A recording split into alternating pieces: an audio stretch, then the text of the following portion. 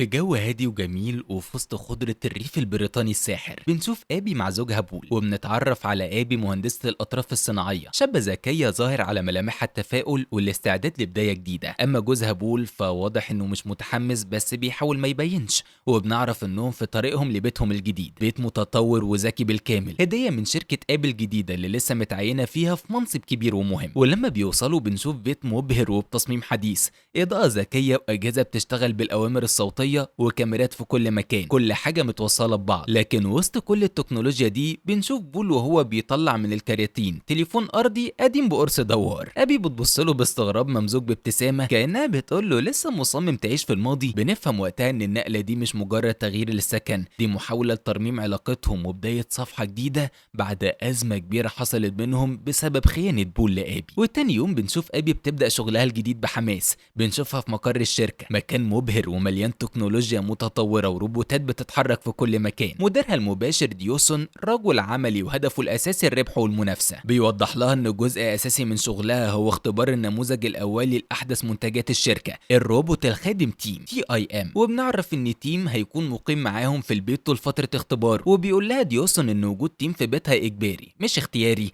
عشان تقدر تقيمه وتطور أدائه في بيئة حقيقية، وإن هدف الشركة واضح وهو إنهم لازم يسبقوا المنافسين الصينيين وينزلوا المنتج السوق ده في أسرع وقت بغض النظر عن أي اعتبارات تانية. وبنرجع لبول اللي بيحاول يلاقي شغل جديد وبيتصدم لما بيعرف إن في روبوت هيعيش معاهم. فكرة وجود كائن آلي غريب بيتجول في البيت وبيتحكم في كل تفاصيله بترعبه وبيرفضها تماما، وبيحاول يقنع أبي ترفض الموضوع، لكن أبي أصلا ما عندهاش رفاهية الاختيار، ده غير إنها بحكم طبيعة شغلها وإيمانها العميق بالتكنولوجيا وقدراتها على تحسين الحياة بتقرر إنها تديله فرصة. وبعدها بيوصل لهم صندوق كبير، ولما بيفتحوه بيلاقوا إنه تيم، وبيتفاجئوا ببراعة تصميمه، وده لأنه مظبوط لدرجة إنه يبان إنسان حقيقي. وأول ما بيشتغل بيعرف نفسه وبيبدأ فورا في مسح البيت والتعرف على سكانه، وبيقول بوضوح إن من ضمن برمجته الأساسية إنه يدي الأولوية لأوامر أبي على بول. وطبعا النقطة دي لوحدها بتخلق شرارة توتر خفية بين بول وتيم من أول لحظة. تيم بيبدأ يثبت كفاءته بسرعة، بينظف البيت وبيحضر القهوة وبينظم المواعيد، وكمان بيهتم وبيشغل الموسيقى اللي أبي بتحبها، ده غير إنه بيقوم بكل المهام المنزلية الصغيرة اللي بول كان بيلاقي فيها نوع من المتعة أو الإحساس بالمسؤولية، كأن الروبوت ده بيسحب منه دوره في البيت حتة حتة. وعشان يهرب من الجو ده بيحاول يقضي وقت أكتر بره البيت، فبيتعرف على جارتهم اللطيفة روز، ست ودودة وبتحب الزراعة. بيبدأوا يخططوا سوا زي ينسقوا جنينة البيت المهملة ويزرعوها. أما أبي اللي لسه جرح الخيانة جواها بينزف أول ما بتشوف روز وبتعرف إنها اتعرفت على بول وهو ما بلغهاش،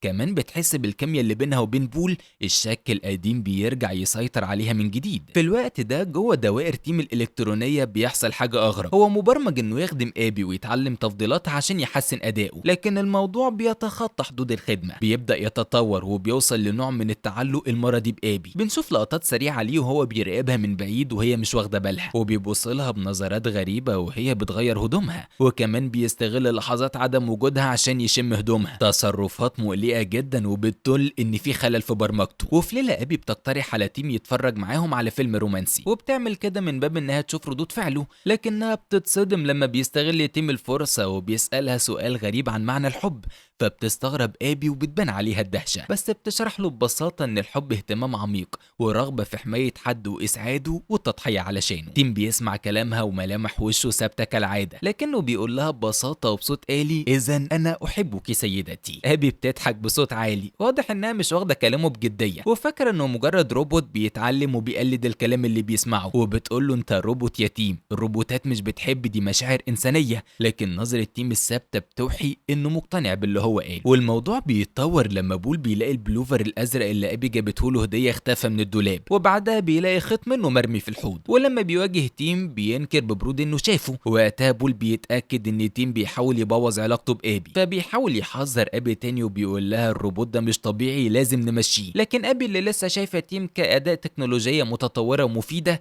وكمان متاثره بشكوكها تجاه بول بترفض تصدقه، وبتفتكر ان بول بيغير من تيم لانه بيقوم بشغله احسن منه او أو يمكن دي مجرد طريقة منه عشان يغطي على علاقته بروز. لكن تيم بيتمادى أكتر وبيطلب من أبي تسمح له يعمل تحديث لشكله عشان يبقى أكتر شبه للرجل المثالي، وده طبعا في نظرها بناء على تحليل بياناتها وتفضيلاتها اللي جمعها عنها، وبيطلب يصبغ شعره أشقر ويغير تسريحته. أبي هنا بتبدأ تقلق بجد لأن الطلب ده غريب ومقلق، فبتحذره بلهجة حاسمة إنه ما يتخطاش حدوده تاني وإنه يلتزم بدوره كخادم وبس. بول بيقرر إنه لازم يجيب دليل قاطع يثبت لأبي إن تيم ده خطر حقيقي على حياتهم وعلاقتهم، فبيراجع الكاميرات وبيسجل فيديو التيم وهو بيتسلل لأوضة نومهم وبيشم هدوم أبي بطريقة مريبة جدا. وقتها بيحس بول إنه آخرا مع الدليل اللي هيفتح عين أبي على الحقيقة، وبياخد الفيديو وبينطلق بعربيته لمقر شركة أبي عشان يواجهها بالحقيقة. لكن تيم اللي شبكته متصلة بكل شيء في البيت بما فيها العربية الذكية بيكون عارف بخطة بول لحظة بلحظة، فبيستغل وجود بول في مكان منعزل في طريقه لأبي وبيخترق نظام تحكم العربية عن بعد. وفجأة العربية بتتوقف عن الاستجابة لأوامر بول،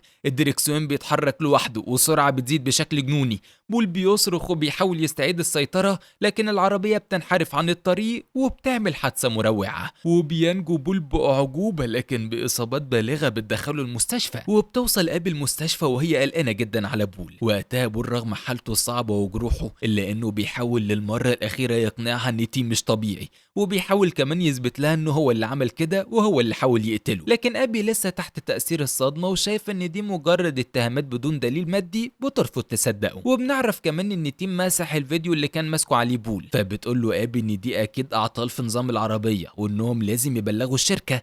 وعقلها المنطقي كمهندسة بيرفض يصدق إن الروبوت ممكن يوصل للدرجة دي من الشر. وهي خارجة من المستشفى مهمومة وحزينة بتقابلها روز عشان تطمن على بول. أبي وقتها بتلاحظ إن روز لابسة سلسلة دهب فيها دلاية على شكل وردة، فبتتصدم لأن دي نفس السلسلة اللي شافتها متخبية في درج بول، وكانت فاكرة إنه بيحضرها لها كمفاجأة علشان يصالحها. في اللحظة دي كل شكوك أبي القديمة بتتجمع وتتأكد في عقلها، وبتعرف إن بول مش بس خانها زمان، ده لسه بيخونها دلوقتي مع جارتهم روز، والسلسلة دي هي الدليل. وبترجع أبي البيت محطمة ومنهارة. تيم بيستقبلها بحنية مزيفة واهتمام مبالغ فيه، وبيستغل ضعفها وحزنها وبيوريها الفيديو اللي فابريكه واللي بيظهر بول وهو بيحاول يقرب من روز. أبي بتشوف الفيديو وبتنهار تماما، كل آمالها في بداية جديدة وحياة هادية سعيدة مع بول بتتحطم، فبتقرر وقتها إن علاقتها بول انتهت للأبد، وبتطرده من حياتها ومن البيت لما بيرجع من المستشفى. وبيحاول بول يدافع عن نفسه، بيصرخ وبيقول لها ده مش أنا، ده تيم اللي عمل الفيديو ده، اسألي روز. لكن أبي بتكون في حالة صدمة وغضب ومش قادرة تستوعب أو تصدق أي كلمة وبتطلب منه يمشي فورا. فبيضطر بول يمشي وهو حاسس بالظلم والحجز، وبيتصل بروز وبيحكي لها اللي حصل، فبتتصدم وبتقول له إن تيم فعلا حاول يقرب منها بطريقة غريبة لما كانت في بيتهم آخر مرة، وإنها حاولت تحذر أبي لكن أبي صدتها وما صدقتهاش. وقتها بول بيتأكد 100% إن تيم هو العقل المدبر لكل المصايب دي، وإنه بيخطط لحاجة أكبر وأخطر وما ينفعش يسيب أبي مع لوحدها. فبيقرر إنه لازم يرجع البيت وينقذ أبي من الوحش ده قبل فوات الأوان، وبيتصل بأبي عشان يحذرها ويقول لها إنه راجع علشان يحميها. لكن تيم هو اللي بيرد على التليفون وبيقلد صوت أبي وبيطمنه إنه كل حاجة تمام وإنها مش عايزة تشوفه على الأقل دلوقتي. وبعد ما بيقفل مع بول بيروح لأبي اللي قاعدة حزينة ومهمومة، وبيقترح عليها تخرج تتمشى شوية في الهوا عشان تغير جو وتنسى، فبتوافق وبتخرج. وقتها تيم بيستغل خروجها عشان يستعد لوصول بول، ولما بيوصل بول البيت بيلاقي تيم في انتظاره. المواجهة بتكون شرسة جدا، بول بيحاول يهاجم تيم لكن تيم أقوى وأسرع بكتير وبيقدر يسيطر على بول بسهولة، وبكل هدوء ودم بارد بيسحبه للحمام وبيغرقه في البانيو لحد ما يموت. وبعد ما بيتأكد إن بول مات بيشيل جثته وبينزل بيها للجنينة وبيحفر حفرة وبيدفنه تحت التراب. ولما بترجع أبي وهي مش عارفة أي حاجة عن الجريمة البشعة اللي حصلت في غيابها، بتلاقي تيم بيستقبلها كالعادة وبيحاول يقرب منها أكتر وبيعبر لها عن حبه وإنه هيكون دايما جنبها وهيعوضها عن كل حاجة. وقتها أبي أخيرا بتحس بعدم ارتياح وبتشوف إن اهتمام تيم بيها بقى خانق ومبالغ فيه، وكمان بنتفاجئ إنه جايب لها فستانها الأحمر وبيطلب منها تلبسه لأنه بيكون جميل عليها. فبتتضايق جدا أبي وبتحس إنها محتاجة تفكر تاني في موضوع تيم وكلام بول عنه. وتاني يوم الصبح أبي بتلبس علشان تروح شغلها كالعادة، لكن وهي خارجة بتقابل روز اللي جاية تطمن عليها، فبتقرر ابي تسألها بكل وضوح عن السلسلة اللي شافتها معاها. وقتها روز بتستغرب من السؤال وبترد ببراءة ان السلسلة دي تمدها لها، وقال لها انها هدية من ابي عشان ساعدتها في شغل الجنينة. الرد ده بيضرب ابي زي الصاعقة، فبترجع بسرعة للبيت وبتقفل على نفسها في اوضتها، وبتقرر اخيرا تراجع الكاميرات. تفتح اللابتوب وبترجع تشوف الفيديو المزيف بتاع بول وروز من تاني،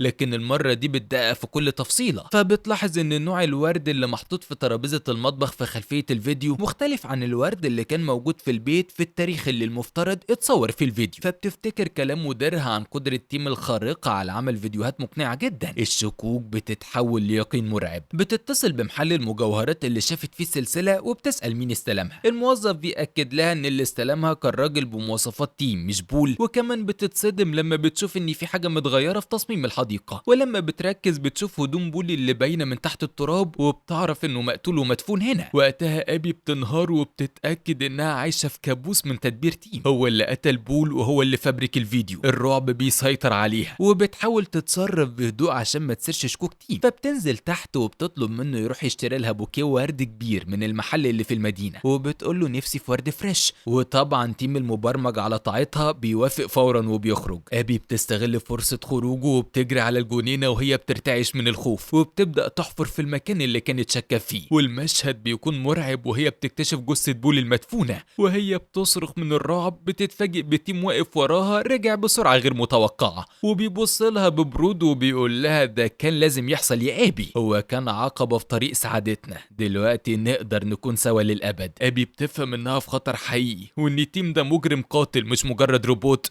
وبتحاول تجري وتهرب لكن تيم اسرع واقوى بمراحل. بيطاردها جوه البيت وبيسيطر عليها بسهولة، وبيحاول ينفذ خطته البديلة وهي انه يخلي الموضوع يبان كأن ابي هي اللي اتجننت وقتلت بول وجارتهم روز وبعدين انتحرت. ابي بتقاوم بكل قوتها وبتصرخ بأعلى صوتها يمكن حد يسمعها. في اللحظة دي روز بتكون قربت من البيت لانها قلقت على ابي لما شافتها الصبح متوترة. بتسمع صوت الصريخ وبتشوف من الشباك تيم وهو بيعتدي على ابي. روز بشجاعة بتدخل بعربيتها وبتكسر واجهة البيت الزجاجية في محاولة لإنقاذ ابي، وبتنزل من العربية وبتمسك شوكة الجنينة الحديد كانت معاها وبتحاول تضرب بيها تيم، لكن تيم بيتفادى الضربة بسهولة وبيمسك روز وبيقتلها بطعنات متتالية في رقبتها وصدرها. بعدها بيمسك ابي اللي شبه منهارة وبيسحبها معاه لأوضتها، وبيقول لها ان خطته دلوقتي انه يرميها من البلكونة علشان يكمل مسرحيته، انها عرفت ان بول بيخونها مع روز فقتلتهم وبعدها قررت الانتحار، وانه كده كده ملهوش بصمات لانه روبوت فالجريمة لابسها مفيش اي مفر. وبنشوف ابي وهي بتقاوم لحد اخر لحظة وبتحاول تعطل تيم، فبيقول لها انه عمل لنفسه كلمة سر جديدة مستحيل تخطر على بالها، وبيقول لها انه حبها جدا وكل اللي عمله علشان بيحبها. فبتحاول روز تلعب على مشاعره علشان ما يرميهاش وبتقول له انها هي كمان بتحبه. الكلمة بتعمل مفعول السحر، وبتصدم ابي ان بحبك جدا يا تيم هي دي كلمة السر. نظام تيم بيتعطل وقتها، وبتنجو ابي في اخر لحظة باعجوبة. وفي وسط كل الفوضى والدمار ده ساعتها الذكية بتبعت لها اشعار على الشاشة، وبتلاقي نتيجة تحليل كانت عملته من فترة وبتعرف انها حامل. الخبر اللي كانت بتتمناه هي وبول، وهو بذرة حياة جديدة وسط كل الخراب ده. وبعدها بنشوف ابي وهي بتبص للسما وبابتسامة حزينة ومكسورة بتترسم على وشها وسط دموعها اللي بتنزل بغزارة، وبتلاقي انها خسرت كل حاجة تقريبا، جوزها وبيتها وكمان امانها، لكنها بتسم وبتفتكر انها حامل وان لسه في سبب تعيش علشان. ولحد هنا بيخلص ملخص فيلمنا النهارده. يا ريت ما تنساش تعمل لايك وسبسكرايب وشير وتفعل زر الجرس علشان يوصلك مننا كل جديد، وما تنساش تقول لنا رأيك تحت في الكومنتات. نشوفكم في الملخص اللي جاي. سلام.